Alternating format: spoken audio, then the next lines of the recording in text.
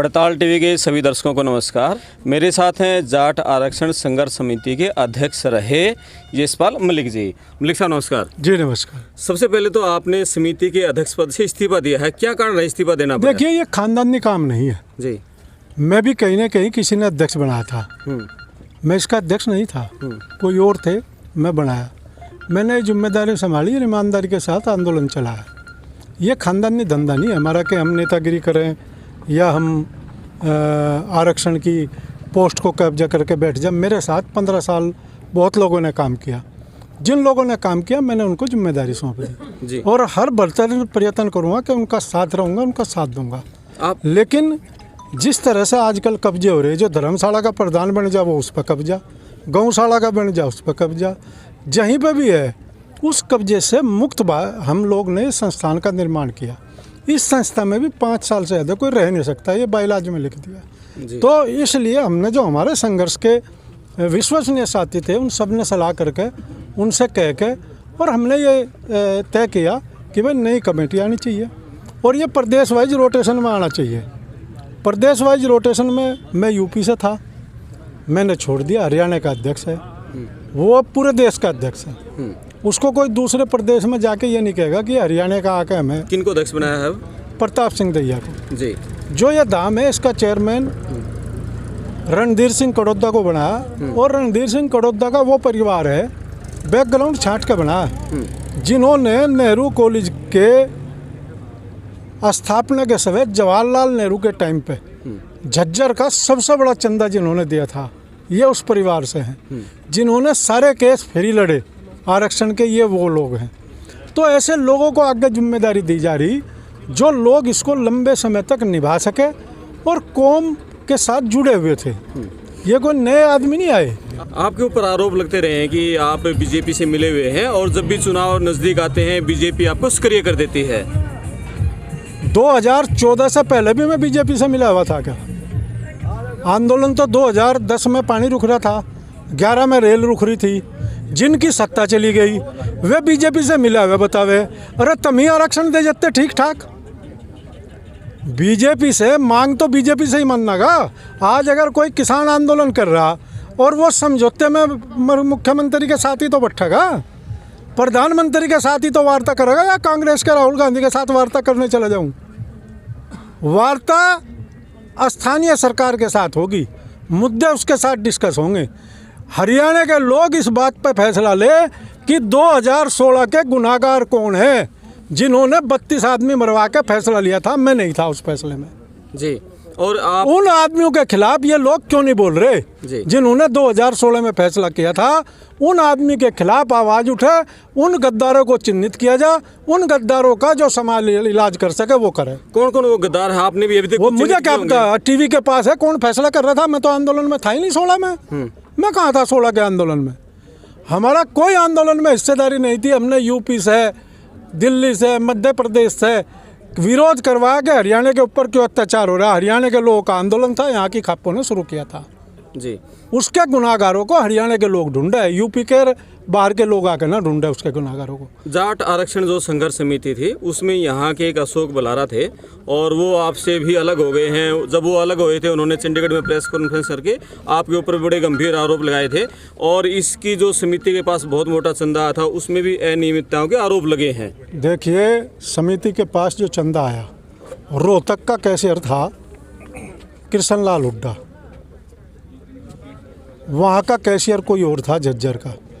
उन्होंने सब अपने जिलों में हिसाब दे चुके, घायलों को पैसे बांट चुके, शहीदों को पैसे बांट चुके। उसका जो बचा हुआ पैसा था वो उन्होंने यहाँ दिया। यहाँ कोई भी आरोप हो, यहाँ का सेक्रेटरी था पिछले 5 साल का कृष्ण लाल हुड्डा, वही चेक साइन करवाता था लोगों से, वही काम करता था।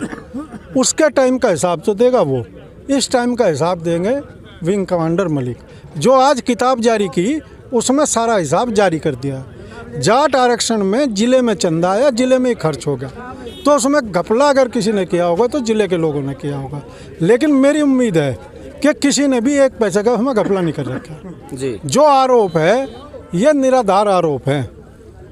कल मीटिंग हुई थी, उसमें सुदीप कलकल और जो अन्य धर्मेंद्र हुड्डा, अन्य जो लोग थे जो जेलों में रह के आए हैं, उन्होंने ये आरोप लगाया है, आज भी ये आरोप लगा रहे थे कि उनकी मदद करना और उनकी पैरवी ना करना, उनको छोड़ दिया और जसिया धाम दूसरे काम में लग गए। आप एक बात बताओ, उनकी मदद किस वकील ने नहीं करी? किस वकील ने समाज के उनकी मदद नहीं करी? पैनल नहीं बनाया उनकी मदद। मेरी बात सुनो, पैनल जाट समाज के तो लोग उनकी लड़ाई लड़ रहे थे, रोहतक के लोग लड़ रहे थे। क्या जो हिसार में मुकदमे चल रहे थे, रोहतक के किसी आदमी ने मदद करी? झज्जर में मुकदमे चल रहे थे, रोहतक के किसी आदमी ने मदद करी? सोनीपत में मुकदमे थे, रोहतक के किसी आदमी ने मदद करी? गुनाहगार वे हैं जो रोहतक के अध्यक्ष थे, रोहतक के लोगों की मदद नहीं करी। गुनाहगार इसमें दूसरे जिले के कहाँ आ गए? यशपाल मलिक कहाँ से आ गया? अशोक बलारा की गर्दन पकड़े, कृष्णलाल हुड्डा की गर्दन पकड़े, जो उनके साथ लोग थे उनकी गर्दन पकड़े, वे इस जिले के मालिक थे। नहीं, एक लीडरशिप तो थी। और लीडरशिप कह सकती है, लीडरशिप इंडिविजुअल है। जिस जिले में लीडरशिप है उस जिले की जिम्मेदारी है। आज झज्जर में 9 आदमी मरे, वहाँ मदद नहीं हुई। आप पानीपत में इसके CBI के केस है, मुरथल इसके नहर के, उनकी फीस किसने दी? पानीपत सोनीपत की टीम ने दी। जींद की फीस किसने दी? जींद के वकीलों ने मदद करी। हिसार में जो मदद करी वो हिसार वालों ने करी। इस आंदोलन से पहले 3 आदमी शहीद हुए, हिसार के और फतेहाबाद के। रोहतक का एक आदमी है, बता दो कि वे 3 आदमी की मदद करने कौन गया? रोहतक में जब घटना घटी, झज्जर में जब घटना घटी, पूरे देश का आदमी मदद करने आया, पूरे देश का आदमी खड़ा है। अब आगे क्या रणनीति रहेगी? रणनीति, नई कमेटी बनी है। नई कमेटी जो निर्णय ले वो निर्णय नई कमेटी लेगी। मदद चाहिए तो मदद की तरह मांगो, गले पे चक्कू रख के मदद मत मांगो। ये भी जाट को सीखना होगा। यशपाल मलिक नई रणनीति, नई टीम के साथ रहेंगे? नहीं, यशपाल मलिक पूरे समाज के साथ है। जाट समाज का कोई भी समाज, कोई सामाजिक संगठन काम करे, यशपाल मलिक जाट समाज का कोई भी काम, कोई किसान आंदोलन करेगा, मैं सिपाही बन कर रहूँगा। 15 साल में कमांडर बनकर आया, मैंने सिपाही बन के ही मैं कमांडर बना था। मैं जाट सभाओं में एक मामूली कार्यकर्ता था, अपना घर बार फूंक के तमाशा देखा, किसी के चंदे से तमाशा नहीं देखा। इतना बड़ा हरियाणा में आंदोलन हुआ था, लेकिन उसके बावजूद भी जाटों को आरक्षण नहीं मिल पाया। आप लोग की बहुत गलत फहमियाँ हैं। आंदोलन किसे कहते हैं? आप मारकाट को आंदोलन कहते हैं। हरियाणा के जाट को तो 2014 में आरक्षण मिल गया था। क्या रोहतक, झज्जर, सोनीपत का कोई आदमी था उसमें सहयोगी? मिला था? 2014 में आरक्षण नहीं मिला था। आप बताइए, आप पत्रकार हैं, मिला था या नहीं मिला था? मार काट करी, मार काट करवाने वाले कौन थे? उन्हें ढूंढ के लाओ। यशपाल मलिक तो 2007 से 14 तक भी आंदोलन कर रहा था, कहाँ मार काट करवाई मन ने? अगर यशपाल मलिक मार काट का हिमायती होता तो 2014 तक जो 3 शहीद हुए वो हरियाणा की हुड्डा सरकार के द्वारा शहीद किए गए थे। ये जो बीजेपी ने उसी कांड को देखते हुए 18 कर दिया। हुड्डा सरकार में भी तो 3 शहीद हुए। आप पत्रकार लोग इस बात को मत भूलो, आपके पास सारे रिकॉर्ड है। 3 शहीद हुड्डा सरकार में भी हुए हैं।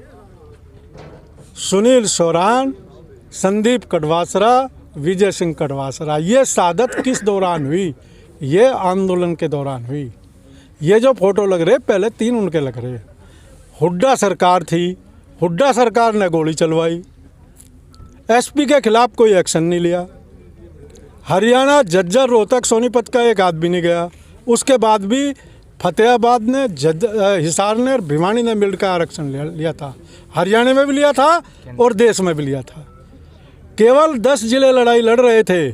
अगर आप मार काट को आरक्षण का आंदोलन कहते हो 2016 का, उसके गुनाहगार ढूंढ के लाओ, किसने शुरू करा था? अच्छा, ये बताओ, जैसे जो 2016 का जब आंदोलन था, उसमें जब धरना चल रहा था, शुरू के 8-9 दिन तो बिल्कुल शांति थी, किसके सारे पर मार काट हुई? आप झूठ कह रहे।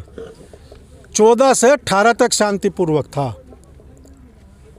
जो लोग यहाँ जेलों में बंद है, यही फैसला कर रहे थे उस आंदोलन का।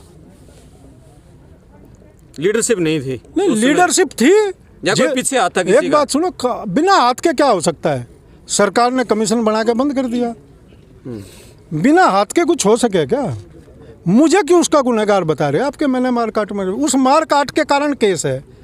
जिसने मारकाट में फंसाए उन्हें गाली नहीं देते। और जो तुम्हें बचाने को घूम रहा, सरकारों से लड़ रहा, धरने दे रहा, प्रदर्शन कर रहा, उसे गाली दे के एक पपेट है, पॉलिटिकल पपेट्स हैं, अलग अलग लोगों के अलग अलग के पेड पपेट्स हैं। आपके यहाँ आने से एक दिन पहले ये कहा गया था उनका बहिष्कार किया गया, वो ये मतभेद क्यों हुए इस तरह के? देखिए, जो लोग जेल गए, जिसकी वजह से जेल गए, उसे आज तक गाली नहीं दे रहे। भाई उनकी FIR कर रखी अभिमन्यु ने, उन्होंने समझौता कर लिया। केस मेरे विचार से हरियाणा में 40,000 लोगों पे हैं, सब तारीखें बिगड़ गए। 2009-10 के केस मेरे ऊपर भी है, दिल्ली में भी मेरे ऊपर केस चल रहे। ये तमाम चीज़ें हैं। ये लोग केसों के नाम पे, बाकी चीज़ों के नाम पे कौम के लिए शहादत दी तो आपने अपनी मर्जी से दी है। हमने जो न्याय करा, जो सरकार फैसला नहीं मान रही, उस सरकार के साथ लड़ो ना। आज किसान आंदोलन में 700 आदमी खप गए और किसान धरने से उठ के चले गए और मोदी जी के जून नहीं रेंग ली।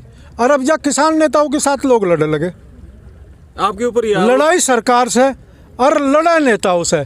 ये एक अजीब ब्रीड है हरियाणा में 200 से 300 आदमी की, जो हर 5 साल में पैदा होती है। मुझे 15 साल हो गए। 2010 में कोई और था, 2015 में कोई और थे, 2-3 साल यही सांग चलते हैं। अच्छा, आखिरी सवाल, क्या आपको लगता है कभी जाटों को आरक्षण हरियाणा में केंद्र में मिल पाएगा? एकता रहेगी 2014 तक की तरह, नेता एक होगा तो आरक्षण मिलेगा जी। 2014 से पहले भी 3 बार संगठन टूटा, लेकिन कौम ने उनको भगा दिया। अब क्योंकि हर तीसरे घर में नेता है रोहतक में, जब रोहतक में हर तीसरे घर में नेता ये एकजुट होकर प्रताप दहिया का साथ देंगे, तो मुझे नहीं लगता 2024 से पहले आरक्षण ना हो, 100% होगा, प्रताप दहिया का साथ दें। अच्छा, ये बताओ, आखिरी सवाल बिल्कुल, आपने इतने सालों तक लीडरशिप की है, क्या आपको लगता है कि सब कुछ आपने देख लिया, जाट एकजुट हो पाएंगे कभी? हमेशा एकजुट हुआ जाट, किसान आंदोलन में एकजुट नहीं था, जाट आरक्षण आंदोलन में एकजुट था, राजनीतिक कारणों से एकजुट नहीं होता जाट। बागपत में जाट एकजुट नहीं होता क्योंकि वहाँ बड़े नेताओं का जन्म हुआ। रोहतक में जाट एकजुट नहीं होता क्योंकि यहाँ बड़े नेता हैं, मुख्यमंत्री रहे लंबे समय तक। हरियाणा की ज़मीन आंदोलन की ज़मीन है, लेकिन कौन से ज़िले आंदोलन के, ये भी समझना होगा। भिवानी का आदमी, हिसार का आदमी, फतेहाबाद का आदमी, जींद का आदमी बिना किसी राजनीतिक स्वार्थ के लड़ाई लड़ना जानता है। झज्जर का आदमी, जितने बंसीलाल के टाइम में भी उन्होंने आंदोलन किए, जबकि बंसीलाल वहाँ के मुख्यमंत्री थे। वो लोग सच्चाई के साथ हैं। राजनीतिक लोग के बहकावे में ना आए, इस कौम के साथ खड़ा हो। हरियाणा का अध्यक्ष है, पूरे देश के लिए अध्यक्षता करेगा, मेरे प्रदेश में जाएगा, मैं भी उसके नीचे बैठ के काम करूँगा। आपकी जाट समाज से आखिरी क्या अपील है? मेरी ये अपील है, वोट कहीं डाल लो, किसी के समर्थक रहो। जब जाट समाज के सामाजिक नेतृत्व का सवाल हो, तो जो जाट समाज का सामाजिक नेतृत्व ईमानदारी के साथ कर रहा है, उसके साथ खड़े हो जाओ। हरियाणा इस कौम में और दुनिया में कभी भी 1.5% लोग ही सक्रिय होते हैं राजनीतिक और सामाजिक संगठन में, 98.5% लोग साथ देते हैं। इस कौम का 98.5% लोग आज भी 100 साल पहले, 150 साल पहले, 300 साल पहले की तरह शुद्ध जाट है। 1.5% का खोट जिस दिन सुधर जाएगा, उस दिन यह कौम सुन्ना बन जाएगी। 1.5% में खोट है कौम में, 98.5% में। बहुत अच्छे, ये थे हमारे साथ यशपाल मलिक जी, और कई मुद्दों पर, कई बातों पर कार्य आरोप थे इनके ऊपर, सब पर हमने खुलकर बातचीत की। मैं आपका दोस्त करमपाल, आप वीडियो शेयर करें, चैनल सब्सक्राइब करें। धन्यवाद।